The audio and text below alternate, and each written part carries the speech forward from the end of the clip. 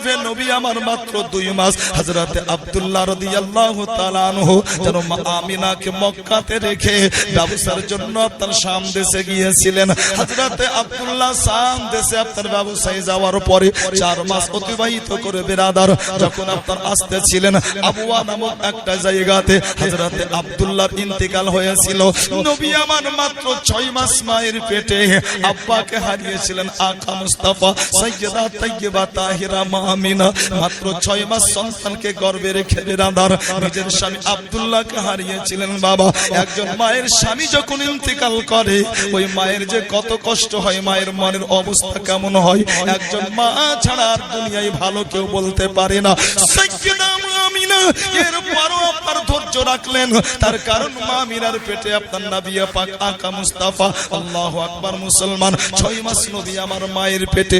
একদিন মা আমিনা আব্দুল মুত্তালিবকে বলতে আছেন, বলে আব্বা জান আমার মনটা বড্ড খারাপ করছে গো আব্বা, আজ যদি আপনি একটু অনুমতি দিতেন তাহলে আমি একটু আমার বান্ধবীর বাড়ি থেকে ঘুরে আসতাম। হযরত আব্দুল মুত্তালিব বললেন, আমিনা যাও, আমার কোনো আপত্তি নাই, তুমি যাও। সাইয়্যিদা মা আমিনা রাদিয়াল্লাহু তাআলা আনহা এবারে আপনার শ্বশুর আব্দুল মুত্তালিবের কাছ থেকে অনুমতি নেওয়ার পরে আস্তে আস্তে গুটি গুটি পায়ে মা আমিনা যেন আপনার আগে বাড়তে আরম্ভ করলেন। যেই পথ দিয়ে যাচ্ছিলেন বিরাদার ওই পথের ধারে একটা জঙ্গল ছিল। সাইয়্যিদা মা আমিনা যেমন আপনার ওই জঙ্গলটা ক্রস করতেছিলেন, মা আমিনার চোখে একটা অবাক কাণ্ড যেন আপনার পড়ে গেল। সাইয়্যিদা মা আমিনা দাঁড়িয়ে দাঁড়িয়ে দেখতে লাগলেন অবাক কাণ্ডখানা। অবাক কাণ্ডখানা কি ছিল বাবা? মা আমিনা দেখতে আছেন যেন একটা বাঘ দৌড়িয়ে আসে, আর দৌড়িয়ে এসে হরিণের গালে চুমু দেয়, আর একটা হরিণ দৌড়িয়ে এসে বাঘের গালে চুমু দেয়। জোরে বলবেন না সুবহানাল্লাহ। ও বেরাদার, এটা হচ্ছে আপনার নিয়মের বড় খেলাফ। তার কারণ বাঘ হরিণকে দেখলে খাবার জন্য তাড়া করে, আর হরিণ বাঘকে দেখলে প্রাণের ভয়ে আপনার পালিয়ে যায়। কিন্তু সাইয়্যিদা মা আমিনা আজ দেখছেন ঘটনা পুরোপুরি উল্টো। আজ বাঘ হরিণের গালে চুমা দেয়, আর হরিণ এসে বাঘের গালে চুমা দেয়। হায়রে মা আমিনা দাঁড়িয়ে দাঁড়িয়ে দেখতে লাগলেন অবাক কাণ্ডখানা। যখন দাঁড়িয়ে দাঁড়িয়ে দেখছিলেন অবাক কাণ্ডখানা, হঠাৎ করে ওই বাঘগুলো হরিণগুলো আমার আমিনার দিকে এগিয়ে চলে আসে। হযরতে মা আমিনা মনে মনে চিন্তা করলেন, বলে মনে রে মনে হয় বাঘ আমাকে আক্রমণ করবে, হয়তো বাঘ আমার উপর আক্রমণ করেও দিতে পারে। তাই তো মা আমিনা এক পা করে পিছাতে আরম্ভ করলেন বেরাদার। যখন মা আমিনা এক পা করে পিছাতে আরম্ভ করেছেন, ওই বাঘগুলা যেন আজকে মা আমিনাকে ডাক দিতে আরম্ভ করলো। ওই বাঘগুলা যেন মানুষের মতো কথা বলতে আরম্ভ করেছে। বাঘগুলো ডাক দিয়ে বলতে আছো, গো আমিনা একটু দাঁড়িয়ে যাও গো মা, একটু তোমার পায়ে আমাদের চুমা দিতে দাও। সাইয়্যিদা মা আমিনা দাঁড়িয়ে গেছেন বেরাদার। ওই বাঘগুলো আসলো, হরিণগুলো আসলো, আর তারা এক একে আসার পরে মা আমিনার পায়ে তারা চুমা দিল। যখন আপনার চুমা দেওয়া কমপ্লিট হয়ে গেল, সাইয়্যিদা মা আমিনা ওনার মনের ভয় সমস্ত দূর হয়ে গিয়েছে। তাই তো মা আমিনা এবার বাঘকে বলতে আছেন, বলে বাঘ আজকে একটা প্রশ্ন করব, জবাবটা দিবি। হরিণ তোকেও প্রশ্ন করব, জবাবটা দিবি। মা আমিনা বলতে আছেন, বলে বাঘ তুই হরিণকে দেখলে তাড়া করিস খাবার জন্য, আর হরিণ তুই বাঘকে দেখলে পালিয়ে যাস প্রাণের ভয়। কিন্তু আজকে দেখছি ঘটনা উল্টো, তোরা এক অপরের গালে কেন চুমা দেওয়া দেই করিস? আর আমি মা আমিনা আমি অনেক দিন এই জঙ্গলের ধার দিয়ে হেঁটে গিয়েছি, কিন্তু তোরা জীবনে কোনোদিন আমার পায়ে চুমা দিসনি। আজকে হঠাৎ করে তোরা আমার পায়ে কেন চুমা দিলি বল না? হঠাৎ করে আমার পায়ে চুমা, কি ব্যাপার? বাঘগুলো যখন শুনলো, বাঘ আর হরিণ বলেছিল, গো মা আমিনা আসলে আমরা কেউ তোমার পায়ে চুমা দিলাম না। জোরে বলেন সুবহানাল্লাহ। মা আমিনা বলতে আছেন, বিষয় কি? তোরা তো আমার পায়ে চুমা দিলি।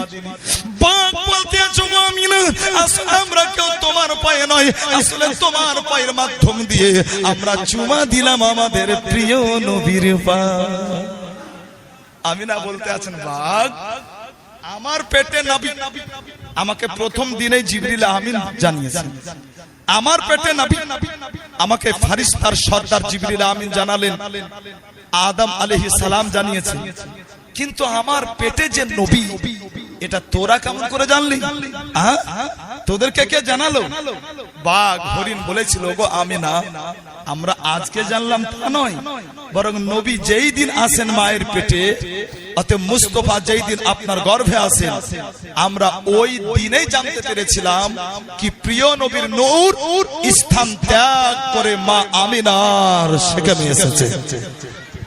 হ্যাঁ, তোরা ওই দিনে জানতে পেরেছিলি?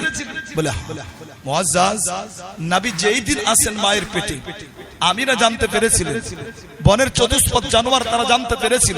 শুধু কি তাই না, বরং নবী পাক যেই দিন আসেন মায়ের গর্ভে, আল্লাহু আকবার বিরাদার, আল্লাহ পাক রব্বে কায়নাত জিবরিল আমিনকে বলতে আছেন, বলে জিবরিল, বলে হ্যাঁ আল্লাহ, আল্লাহ পাক বলতে আছেন জিবরিল সিদরাতুল মুনতাহাতে দাঁড়িয়ে যাও। জিবরিল আমিন সিদরাতুল মুনতাহাতে দাঁড়িয়েছেন বিরাদার, আল্লাহ পাক বলতে আছেন, বলে জিবরিল এবার তুমি ঘোষণা দিয়ে দাও। জিবরিল আমিন বলতে আছেন, বলে আল্লাহ ঘোষণা কিসের দিব? আল্লাহ পাক রব্বে কায়নাত বলতে আছেন জিবরিল ঘোষণা দাও, আলা ইন্নান নূরাল মাখজুন আল্লাযী ইয়াকুনু মিনহু নাবিয়ুল হাদি লা ইস্তাকিরু ফি হাযিহিল লাইলাতি ফি বাতনি উম্মিহি। বলে জিবরিল আমিন তুমি ঘোষণা দিয়ে দাও, বলে আসমানের तमाम ফেরেশতা, বলে আসমানের तमाम ফেরেশতা, জান্নাতের হুর গেলেমান, তোমরা কান খুলে শুনে নাও, আজকে আল্লাহর হাবিব তার মায়ের পেটে স্থান নিয়েছে। আল্লাহু আকবার বিরাদার, জিবরিল আমিন সিদরাতুল মুনতাহাতে দাঁড়িয়ে ঘোষণা দিলেন, আসমানের तमाम ফেরেশতা ওনারা জানতে পেরেছিলেন আজকে নবী এসেছেন মায়ের পেটে, জান্নাতের হুর গেলেমান তারা জানতে পেরেছিল নবী এসেছেন মায়ের পেটে। আল্লাহ পাক বলতেছেন, বলে জিবরিল এবার তুমি দুনিয়াতে চলে যাও। জিবরিল আমিন দুনিয়াতে আসলেন বিরাদার, আল্লাহ পাক রব্বে কায়নাত বলতে আছেন জিবরিল এবার তুমি ঘোষণা দিয়ে দাও, আল বিসরু ফাকাদ আন আবিল কাসিম আইয়াজহারু আবিল কাসিমি মাইমুনান মুবারাকান। আল্লাহু আকবার, আল্লাহ পাক বলতে আছেন, বলে জিবরিল ঘোষণা দিয়ে দাও। আল্লাহু আকবার, জিবরিল আমিন ঘোষণা দিলেন বিরাদার, দুনিয়ার সমস্ত ফেরেশতা ওনারা জানতে পেরেছিলেন নবী এসেছেন মায়ের পেটে। দুনিয়ার সমস্ত চতুষ্পদ জন্তু তারা জানতে পেরেছিল নবী এসেছেন মায়ের পেটে। তাই তো মুসলমান উত্তরের পশু দক্ষিণের পশুকে বলেছিল, বলে তোরা কি জানিস আজকে নবী এসেছেন মায়ের পেটে? ওরাও মুচকি এসে বলতে আছে, হ্যাঁ হ্যাঁ হ্যাঁ আমরাও জেনে গেছি নবী এসেছেন মায়ের পেটে। পূর্বের পশুগুলো বলেছিল পশ্চিমের চতুষ্পদ জন্তুকে, বলে তোরা কি জানিস খবর আজকে নবী এসেছেন মায়ের পেটে? বলে হ্যাঁ হ্যাঁ হ্যাঁ আমরা জানি নবী এসেছেন মায়ের পেটে। আল্লাহু আকবার বিরাদার, নবী পাক আকা মুস্তাফা যে রাত্রিতে মা আমিনার সেকমে আসেন দুনিয়ার চতুষ্পদ জন্তু পর্যন্ত জানতে পেরেছিল আজ নবী এসেছেন মায়ের পেটে। নারে তাকবীর, নারে রিসালাত, জশ্ন ঈদ মিলাদুন নবী। মুআজ্জাজ ও নবী পাক আকা মুস্তাফা সাল্লাল্লাহু তাআলা আলাইহি ওয়াসাল্লাম মা আমিনার পেটে মাত্র 7 মাস চলতে আছে। হযরতে মা আমিনা আব্দুল মুত্তালিবকে বলতে আছেন, আব্বা আজকে আমাকে একটা জায়গা নিয়ে যাবে। বলে কোথায়? বলে আমার মন হয়েছে আমি আল্লাহ তাআলার পবিত্র কাবা ঘর জিয়ারত করব। হযরতে আব্দুল মুত্তালিব বললেন, মা এ তো খুব ভালো নিয়ত, চলো। শ্বশুর আব্দুল মুত্তালিবের সাথে মা আমিনা গিয়েছেন আল্লাহর পবিত্র ঘর কাবা তওয়াফ করার জন্য।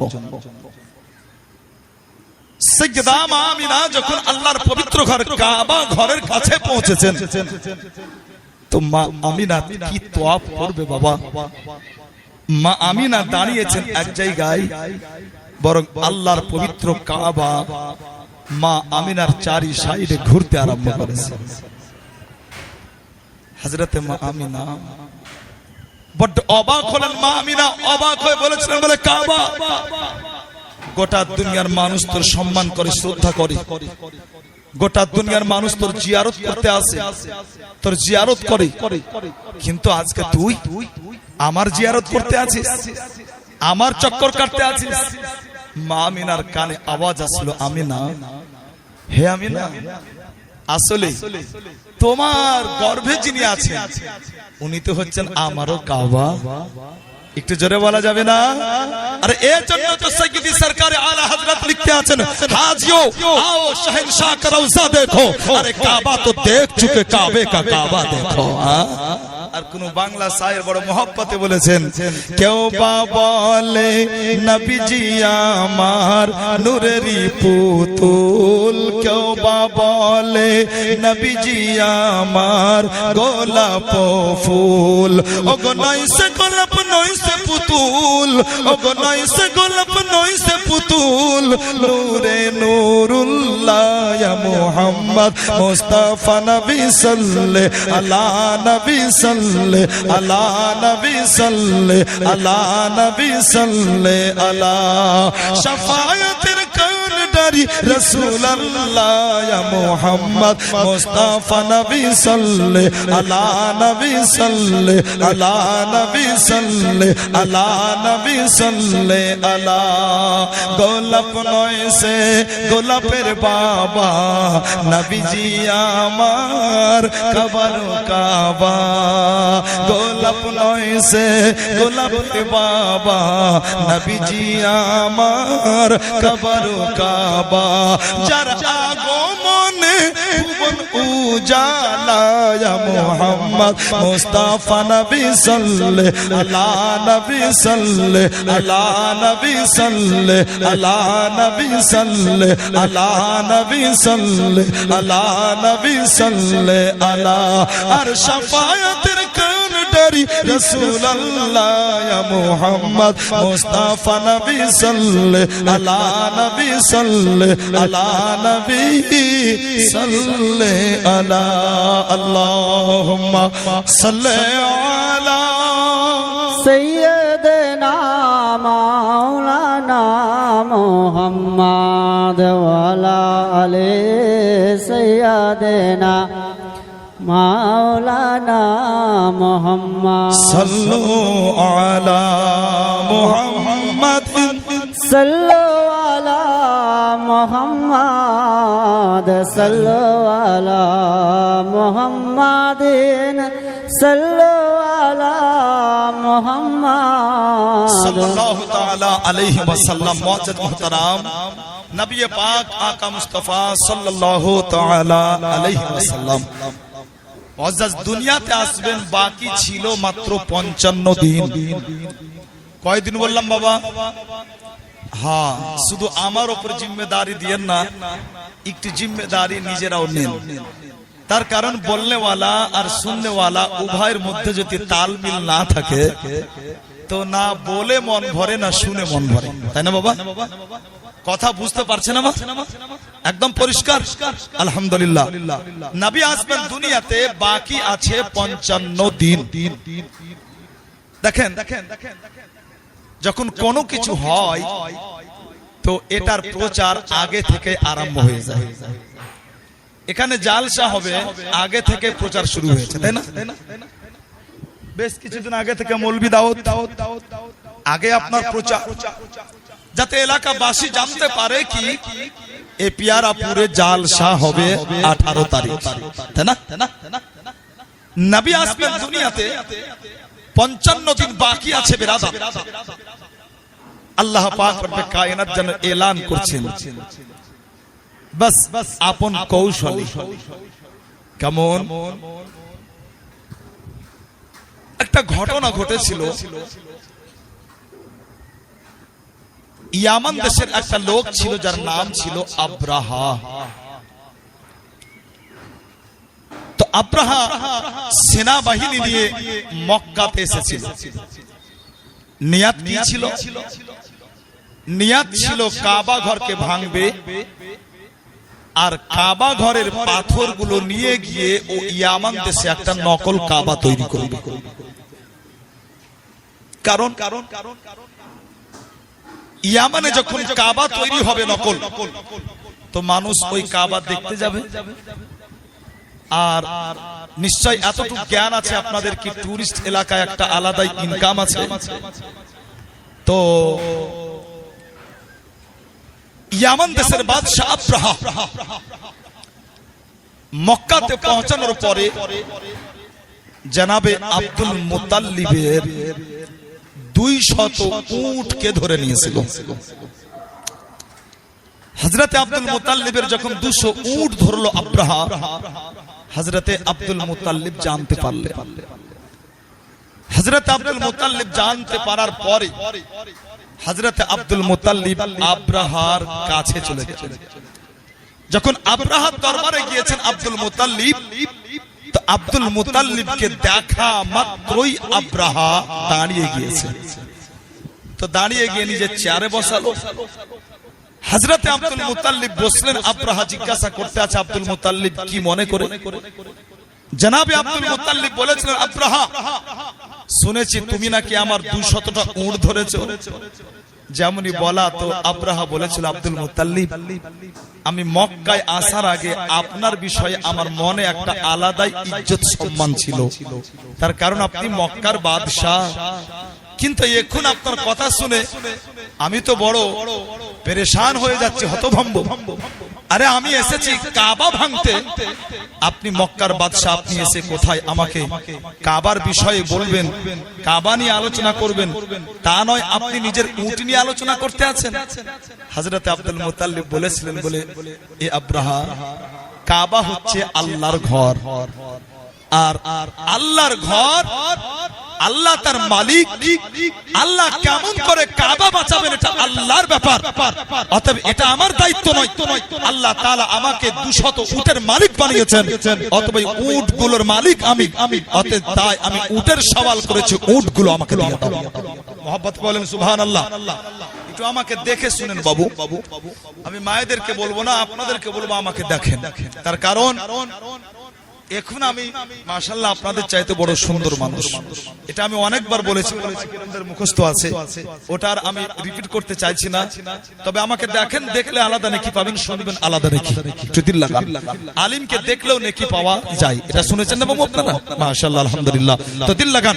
আব্রাহা বাদশা যখন শুনলো, তো আব্রাহা বাদশা আব্দুল মুত্তালিবকে বলেছিল, আব্দুল মুত্তালিব যখন আপনি এটাই বললেন, তো শুনেন, আপনি তো চলেই যাচ্ছেন, তো আপনি একটা জিনিস দেখে যান। এখন তো যুদ্ধ করতে আসলে পারে ঘোড়া নিয়ে আসে, উট নিয়ে আসে, কিন্তু আমি আপনাদের কাবাকে ভেঙে গুড়িয়ে দেওয়ার জন্য সঙ্গে আমি হাতির ফৌজ নিয়ে এসেছি, এবং সবচাইতে একটা শক্তিশালী তর ও তাজা হাতি আমার কাছে আছে। তো চলেই তো যাচ্ছেন, কমসে কম হাতিটা দেখে যান।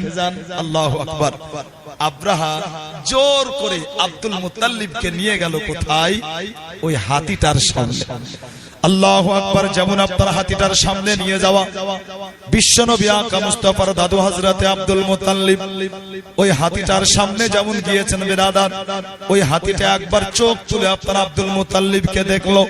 যেমনই আব্দুল মুত্তালিবকে দেখা, ওই হাতিটা করেছিল কি, ওই হাতিটা যেন আপনার উটের নাই, ঘোড়ার নাই, আগে দিকার দুটো পাকে আপনার জমিনে গেড়ে দিল, আর আগে দুটো পাকে জমিনে গেড়ে দেওয়ার পরে ওই হাতি যেন আব্দুল মুত্তালিবকে সিজদা করতে আরম্ভ করেছে।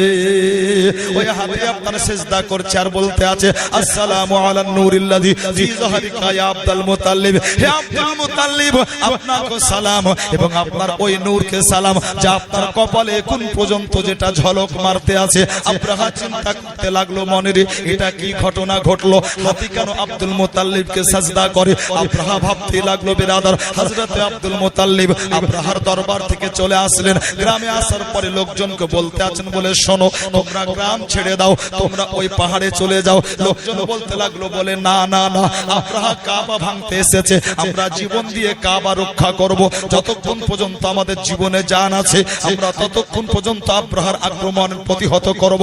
হযরতে আব্দুল মুত্তালিব বলতে আছেন, বলে শোনো, তোমাদের কিছুই করতে হবে না, কাবা হচ্ছে আল্লাহর ঘর, আল্লাহ ঠিক বাঁচিয়ে নেবেন, অতএব তোমরা গ্রাম ছেড়ে পাহাড়ে চলে যাও। লোকজন আপনার পাহাড়ে চলে গেল। অবশেষে হযরতে আব্দুল মুত্তালিব সাইয়্যিদা তাইয়্যিবা তাহিরা যাকিয়া আমিনাকে বলতে আছেন, বলে আমিনা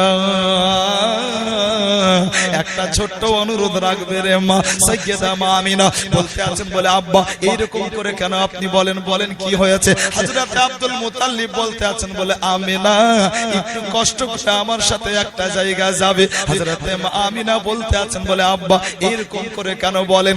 আব্দুল মুত্তালিব বলতে আছেন, বলে আমিনা আমি তোমাকে এরকম করে এজন্যই বলি, তার কারণ যখন কোনো মায়ের পেটে সন্তান আছে, ওই মায়ের চলাফেরা করতে কষ্ট হয়, ওই মায়ের খেতে কষ্ট হয়, আবার কত মা খেলে পারে খাওয়ার পরে বমি হয়ে যায়, আবার কত মার উঠা বসা করতে কষ্ট হয়, ওই জন্য তোমাকে এরকম করে বলি সাইয়্যিদা আমিনা বলতে আছেন আব্বা গো আপনি ও নিয়ে চিন্তা করবেন না, আমি আমিনা আমার উঠতেও কষ্ট হয় না, বসতেও কষ্ট হয় না, আমার খেতেও কষ্ট হয় না, চলতেও কষ্ট হয় না, আমি আমিনা আর 5টা মায়ের মতো আমার পেটটাও বাড়ে না। জোরে জোরে বলেন সুবহানাল্লাহ।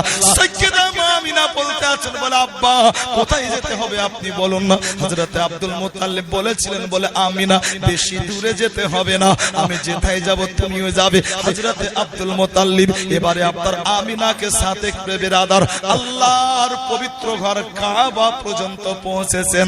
হায়রে আব্দুল মুত্তালিব আল্লাহর পবিত্র ঘর কাবার কাছে গিয়ে বলতে আছেন আমিনা আর যেতে হবে না মা, এবার তুমি বসে যাও, আর আমি যেগুলো কথা বলবো ওইগুলো শোনার পরে তুমি শুধুমাত্র আমিন আমিন আমিন বলবে।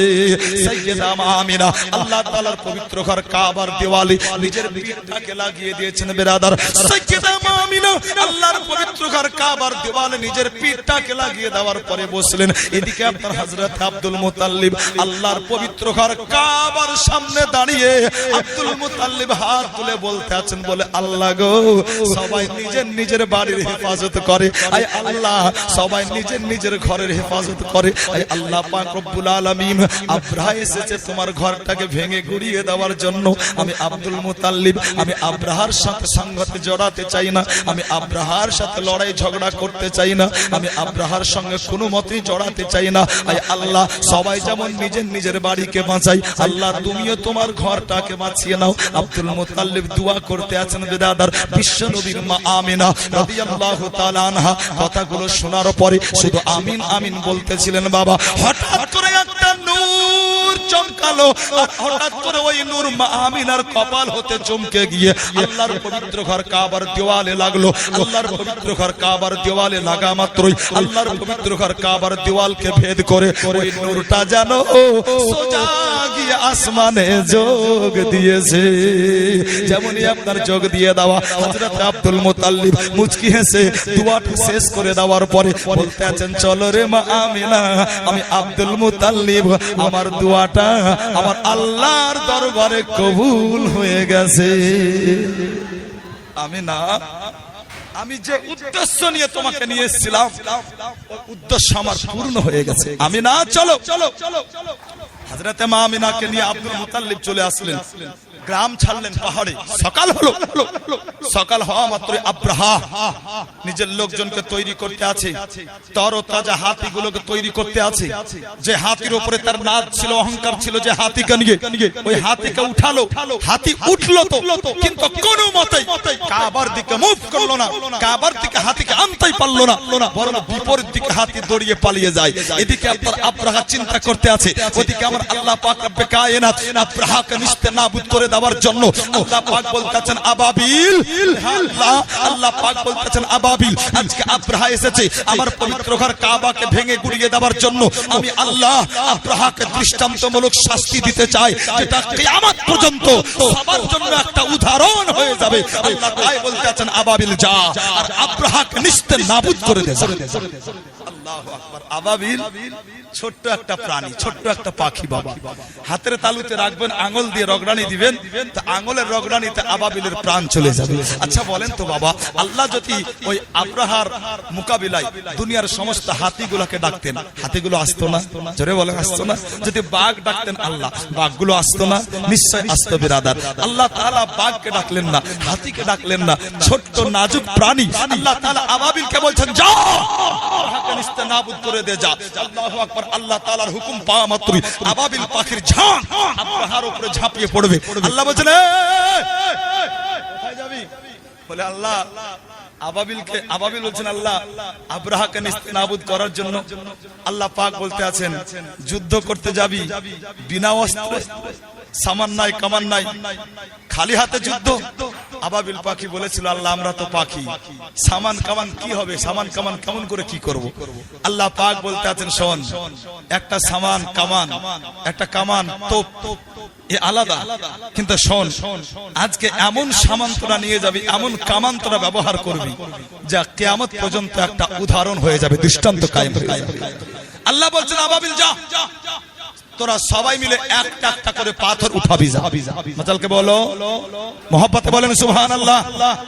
যেমনই বলা আবাবিল পাখির দল দুটো ভাগে বিভক্ত হলো। এক ভাগ ছুটছে সাফা পাহাড়ের দিকে, আর এক ভাগ ছুটছে আপনার মারওয়া পাহাড়ের দিকে। আল্লাহ তাআলা বলছেন আবাবিল না সাফা যেতে হবে না মারওয়া যেতে হবে, বরং যা যা আমি পাথরগুলো এক জায়গাতেই রেখে দিয়েছি। তোদের সাইজেরই পাথর রাখা আছে, ওই পাথরগুলো সবাই একটা একটা করে উঠাবি। জোরে বলেন আল্লাহু আকবার। মুআজ্জাজ এ পাথর আবাবিল পাখি উঠাবে কোথায় ছিল? হযরত উম্মে হানির বাড়ির পুস্তাতে পাথর ছিল। মুআজ্জাজ লেখা কোথায় আছে? আন্দাজে বলছি না, আন্দাজে বলি না বিরাদার, অভ্যাস নাই, ফিতরাত নাই। মুআজ্জাজ সুন্নি জগতের বৃহত্তম তাফসীর তাফসীরে রুহুল বায়ানের আল্লাহু আকবার 15তম খণ্ডের 563 নম্বর পৃষ্ঠা খুলে আপনি দেখুন, আল্লাহ পাক বলতেছেন আবাবিল যা, উম্মে হানির বাড়ির পুস্তাতে আমি পাথর রেখেছি, যা উঠিয়ে নে যা। পাখিগুলো আসলো আবাবিল। এবারে আপনার ওই পাখি এসে পাথর উঠাবে, যেমনই উঠাতে যাবে তো আল্লাহ তাআলা বলছেন এ আবাবিল দাঁড়া, হুড়াহুড়ি করবি না।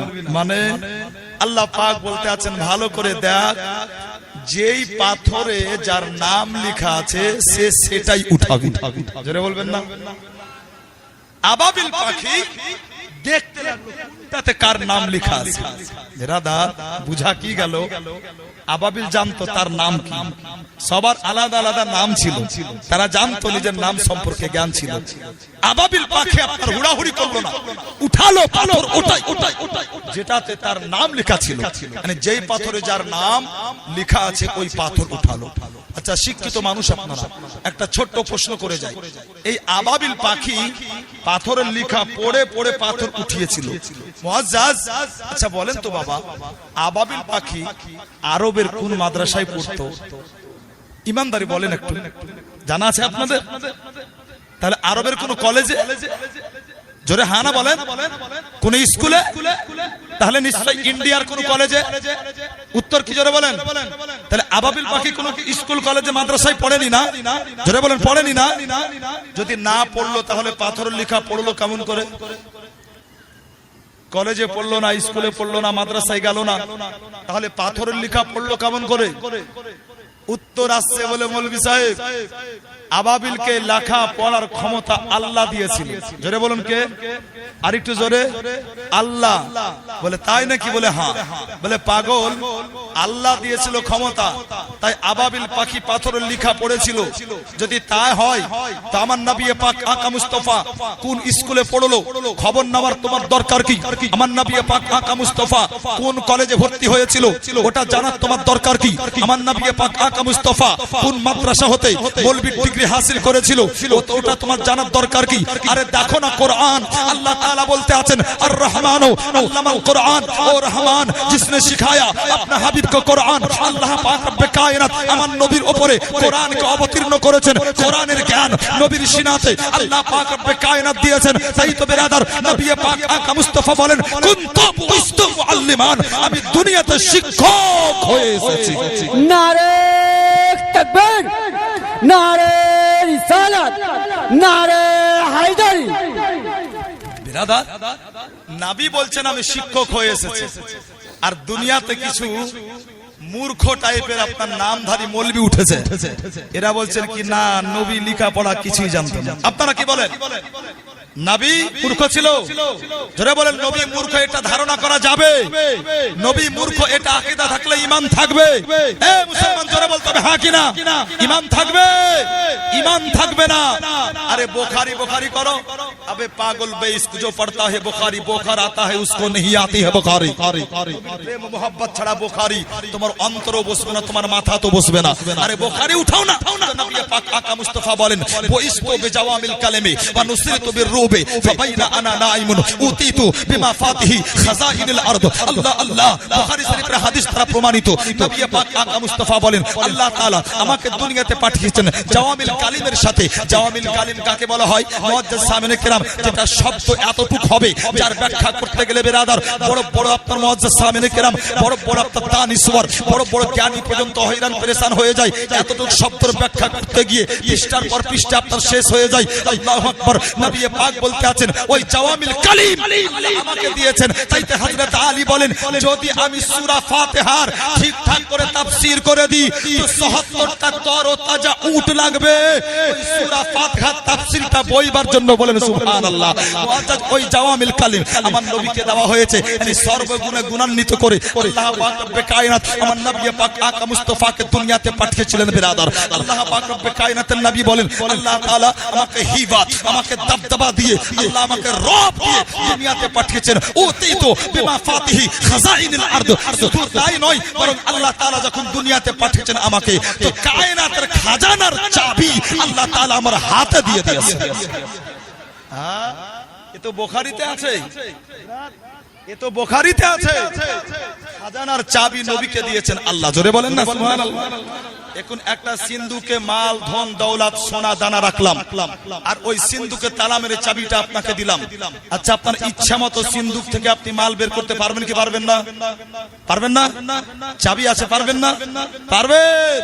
বুঝা গেল বিরাদার নবী পাক আকা মুস্তাফাকে মালিক ও মুখতার করে আল্লাহ তাআলা পৃথিবীতে পাঠিয়েছেন। কিন্তু কিছু আজ ঈমান চোর বলতে আছে কি নবী মূর্খ ছিল, নবীর আক্ষরিক জ্ঞান ছিল না, নবী মালিক ও মুখতার নয়, অতএব নবীকে কুল মালিক ও মুখতার মানা জায়েজ নয়। বলে পাগল ভালো করে আগে উঠিয়ে দেখো পড়ো, তোমার জ্ঞানের তালাতে চাবি লাগবে। চলুন বিরাদার যেটা মজার কথা আপনাকে বলতেছিলাম, আল্লাহ পাক বললেন আবাবিল যা। আবাবিল পাথর উঠালো একটা একটা করে উঠিয়ে আপনার ফেললো কোথায়? হস্তি বাহিনীর উপরে, মানে আব্রাহার লোকজনের উপরে। আব্রাহা নিস্তের নাবুদ। এবার আপনি কোরআনে আসেন, মহব্বতে বলেন তো সুবহানাল্লাহ। আল্লাহ তাআলা বলছেন আলাম তারা কাইফা ফাআলা রাব্বুকা বিআসহাবিল ফিল। আল্লাহ বলছেন হাবিব আপনি দেখেননি আমি ওই হস্তি বাহিনীর কি অবস্থা করেছিলাম? আল্লাহ আল্লাহ আল্লাহ গো, তোমার নবী তো এখনো দুনিয়াতে আসেননি, দুনিয়াতে আসতে বাকি এখনো কতদিন বাবা? ভুলে গেছেন? জোরে বলেন কতদিন? ৫৫ দিন আগের ঘটনা। আল্লাহ বলছেন হাবিব আপনি দেখেননি আমি হস্তি বাহিনীর কি অবস্থা করেছিলাম? মানে আল্লাহ গো তোমার নবী দুনিয়াতে আসেননি আর তুমি বলছো নবী দেখেননি, বুঝা কি গেল? নবী আমার মায়ের পেট থেকে গোটা জগৎকে দেখেছে। আচ্ছা বলেন যে নবী মায়ের গর্ভে হতে গোটা জগৎকে দেখার ক্ষমতা রাখেন, ওই নবী আপন রওজা হতে আমাদেরকে দেখার ক্ষমতা রাখেন না? হ্যাঁ কিনা জোরে বলেন না? রাখে। এসছেন বড় ভালো জায়গাতে নবীর মাহফিলে, আল্লাহ তাআলা ও পাওয়ার আমার নবীকে দিয়েছেন বিরাদার। আপনাদের হাজিরি সম্পর্কে আমার নবী অবগত রয়েছেন। মুআজ্জাজ মুহতারাম চলুন বিরাদার, চলতে চলতে আপনার রবিউল আউয়ালের 1 তারিখ আরম্ভ হলো। কয় তারিখ বললাম বাবা? একটু জোরে বলেন, একটু খুশি হয়ে আপনাদের ওয়াজ শোনাবো। 1 তারিখ আরম্ভ হয়ে গেল। যখন আপনার 1 তারিখ আরম্ভ হলো রবিউল আউয়াল মাসের, সাইয়্যিদা তাইয়্যিবা তাহিরা আমিনা বলতে আছেন আমি 1 তারিখ যখন শুরু হলো নবী আমার গর্ভে, আল্লাহ তাআলা আমার ইজ্জত সম্মানকে এত বাড়িয়ে দিয়েছিলেন। আমি আমিনা আমি আমার ঘরে শুয়ে থাকতাম আর আসমানে আল্লাহ ফারিস্তা জিকির করতেন। আমি আমিনা নিজের ঘরে শুয়ে শুয়ে আমি আসমানে ফারিস্তার জিকিরগুলো শুনতে পেতাম। কোথায়